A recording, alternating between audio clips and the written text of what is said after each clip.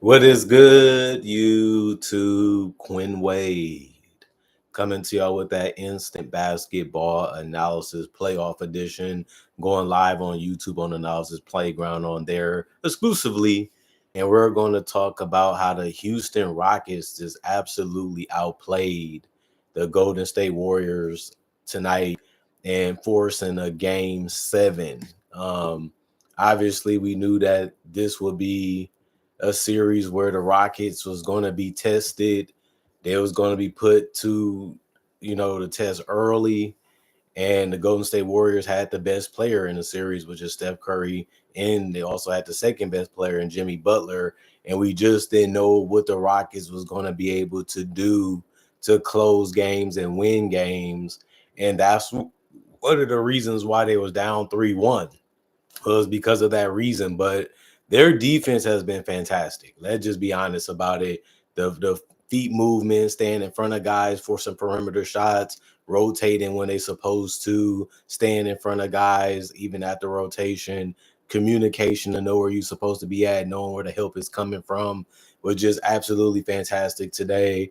And if you can't score or you don't know how to go to a go-to guy because you don't have it, defend, because defending gives you transition, which gives you the easiest opportunities to score, and it allows you to not get too far behind or allows you to stay ahead because they can't score on you enough to get a significant lead or separation. And the Rockets understood that, and they came out and played the game the right way. They executed it smartly tonight too, and they just got better shot quality than the Warriors did. And that's why this season was real good for the Rockets, for them to learn and be prepared for these situations. And Ime has been a great coach, and he's been demanding a lot from his team. He thinks they have enough. He knows they have enough, and he's going out there and pushing them to the highest ability. And that's what your coach is supposed to do.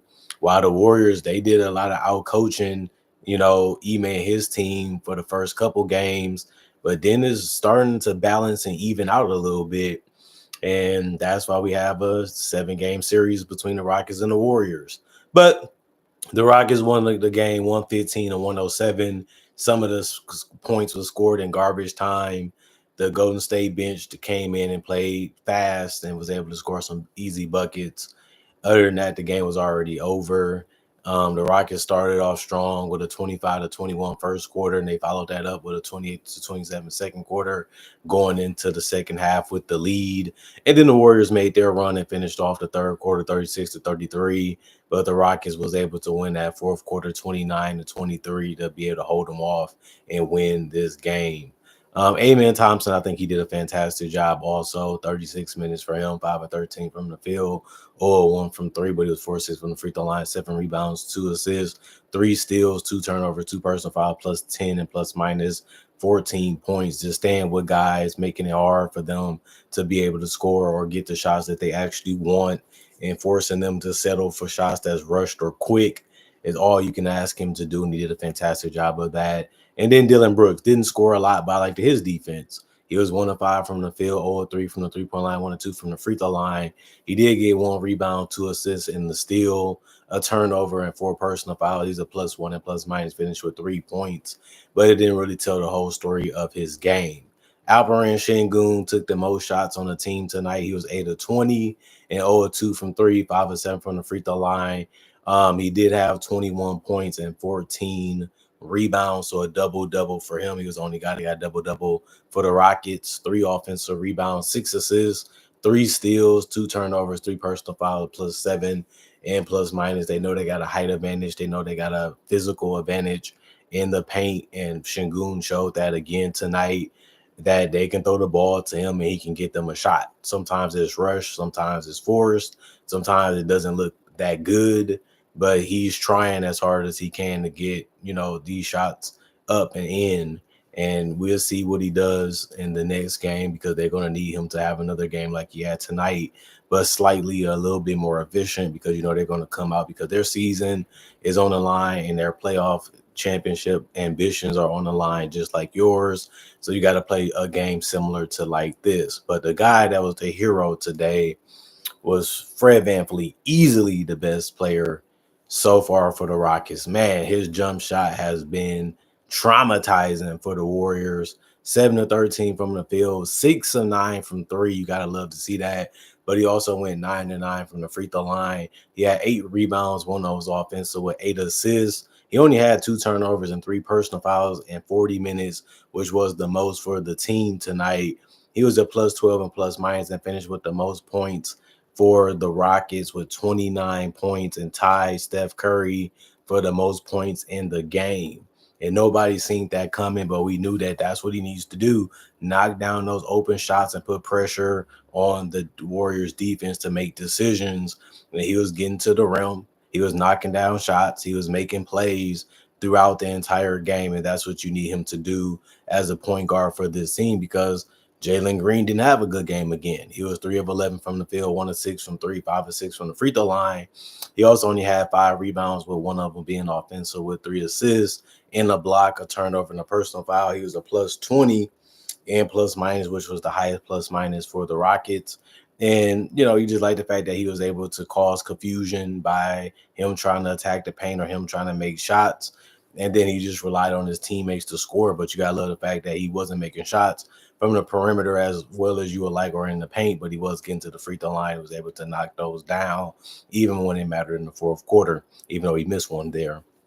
Jeff Green, 2 minutes. He didn't do anything because of that. He was a -8 and plus minus. Jabari Smith Jr., I love what he did. He was 3 or 4 from the field, went 2 or 3 from three. One of them was a broken play, and he just had to knock it down because he had enough time to do that, and he did. And they kept the Rockets ahead, and you can say that about all his buckets. So they all made sense at the times when he was able to make them, and then they was able to hold on to the lead even when he was off the court. But he did good contributions: 3 rebounds, one of those offensive with assists, 2 turnovers, and the personal foul. He's a +9 and plus minus. Tari Eason, 3 or 4 also from the field. He also went 2 or 3 from three. He had 2 rebounds and assists, but he had 4 steals in the block with 2 personal fouls. He was a +2 and plus minus. He also finished with 8. I liked his defense intensity. He really brought it, really competed, really challenged a lot of things that he normally doesn't have to, but he wanted to, because he wanted to cement that we're going to win this game. I'm going to give it my all when I'm on the court. And he did that, so you have to be proud of him. Cam Whitmore did get on the court. He played 2 minutes. He was 0-1 from three, and he did have a turnover, but he finished as a -8 with no points. Steven Adams was probably the best player off the bench for them this entire series besides Jabari. 4-4 from the field, 9 of 16 from the free throw line. There's no way Steven Adams should be getting that many free throw attempts, but he did, because he kept putting himself in great positions to be able to do it. And then he finished all his shots near the rim, which is something you have to love too.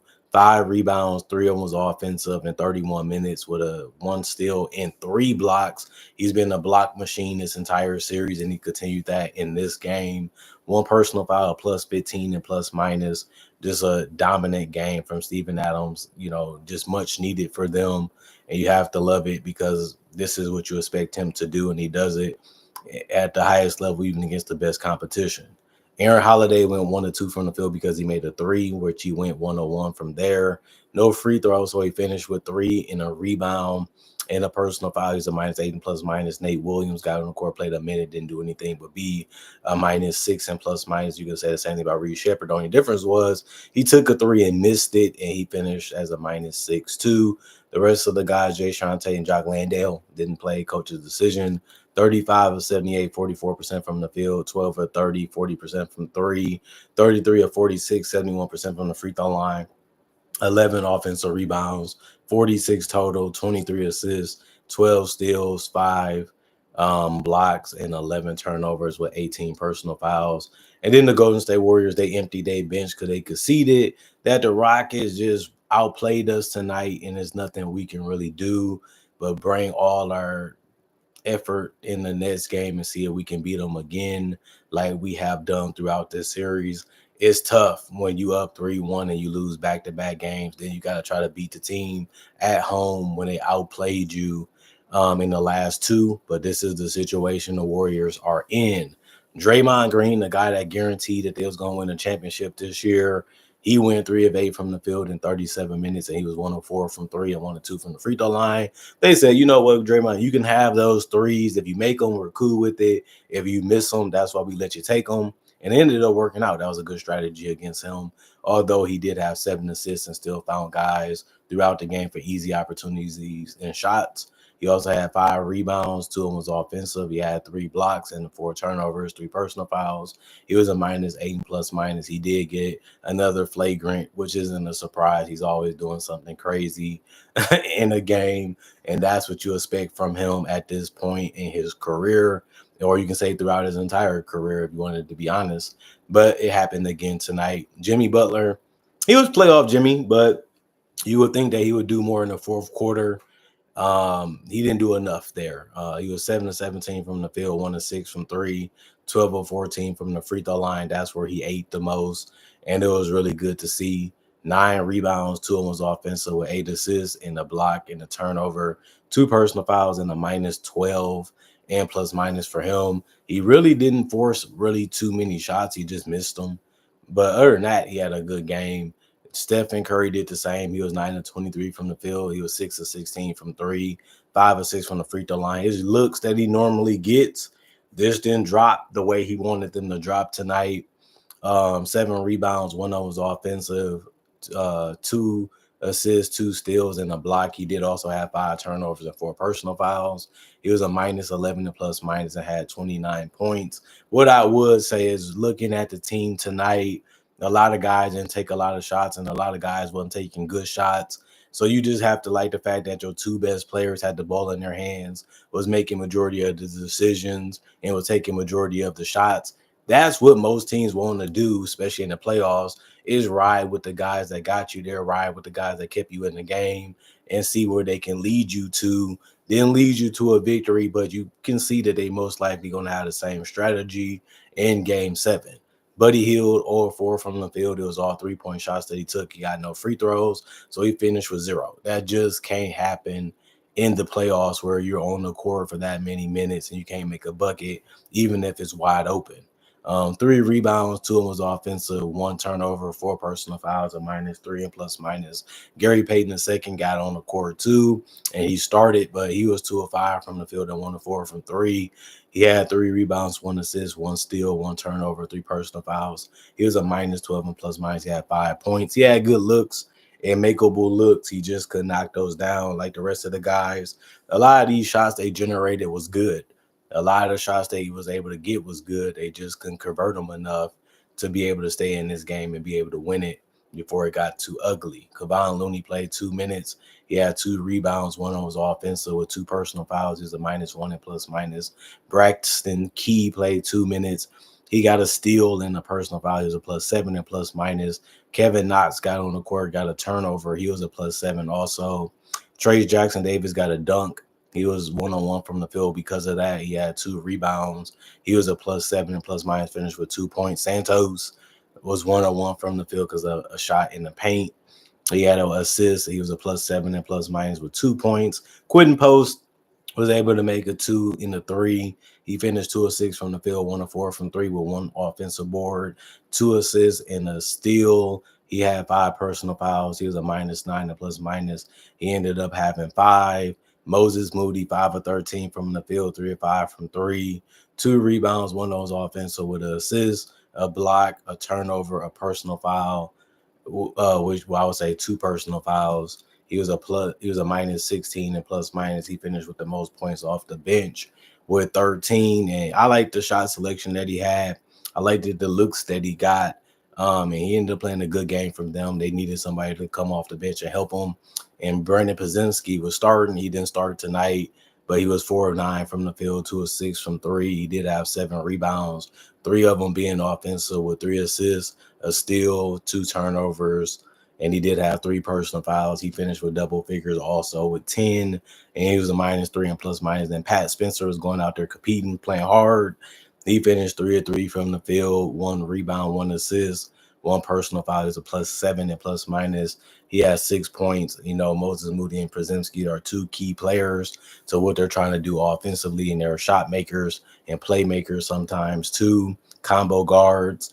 and they ended up having a good game off the bench. You could say they was also decent defensively when they needed to be sometimes, and sometimes they just couldn't stop the guys that was in front of them.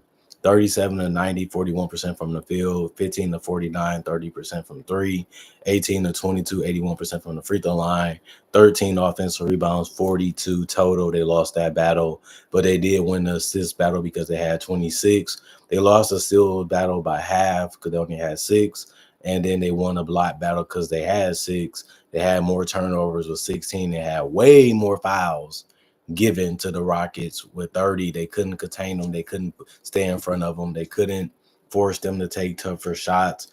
So the Rockets ended up eating at the free throw line as much as they wanted to. One thing I would say is the Rockets should have shot way better from the free throw line, and they have good free throw shooters, so they definitely should have did that.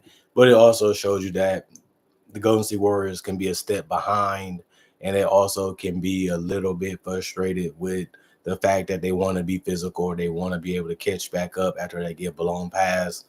And if they don't, they just result to bumping or knocking or pushing, which led to a lot of free throws that the Rockets took advantage of by being able to score on possessions that the Warriors probably couldn't, or the Warriors just wasn't able to put enough points on the board, and the Rockets was being able to get the shots they wanted and get to the free throw line, which led for an easier performance for them to be able to win this game. And they was able to stay up and stay ahead for majority of it, if not all of it. And then they closed it out. If you're a Rockets fan, you probably wanted them to end it more dominantly. You probably wanted them to show that they was far better than the Warriors, which they were showing in the last 4 minutes, but it didn't really look that way because of the bench mob, like I said. But other than that, you gave the Warriors a little bit of confidence.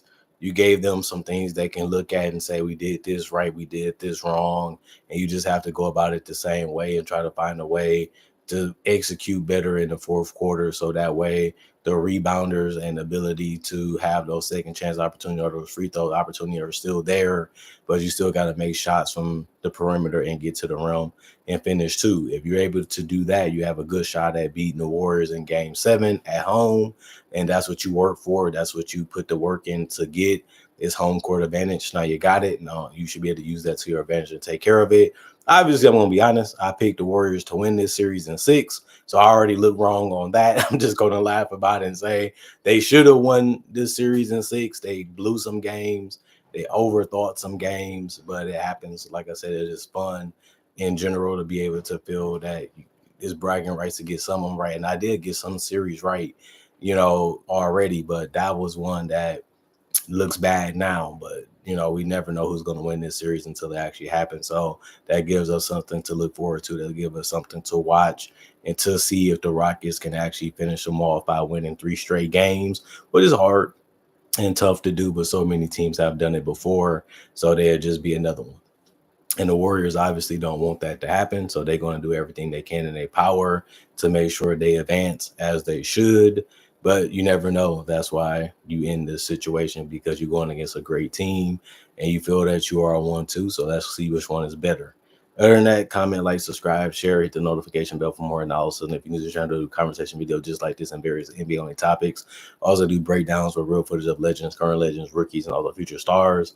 Also do mock draft and draft coverage too if you love that type of stuff. And on top of that, I got over 3,000 plus videos already on my channel that you can watch and you can enjoy.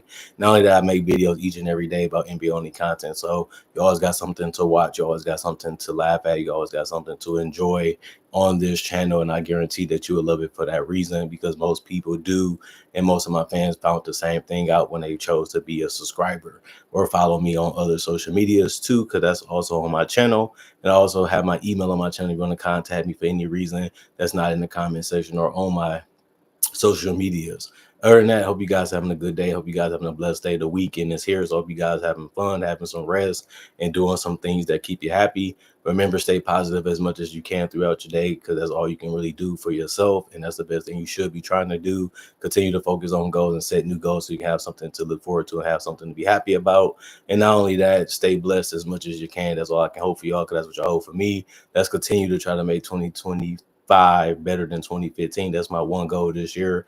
I'm looking forward to seeing that we can accomplish that. But I will say we're on a great start these first 5 months of being consistent and making great content throughout the entire year. And that's something that year didn't have, but this year should and it could. So let's continue to do it throughout the entire year. I need you guys to continue to do your part. I'm going to continue to do my part. And that's a 50-50 why the channel is still around through all these years of 10 plus years to be exact. And that's the fun part about it, is because you guys love and enjoy what I have to say and look forward to that too. So let's keep that going also. Other than that, thanks for watching. Thanks for enjoying. Thanks for appreciating the content for what it is. I'm going for now. See you guys later. And let's see who's going to win this series of 7. And let's also see who's going to win that Clippers Denver series that also in 7-2, so we can get the second round of the Western Conference started, because the East already got their stuff figured out. Let's see if the West can too, and that should be fun to see. Other than that, I'm gone. Peace out. Y'all stay blessed up.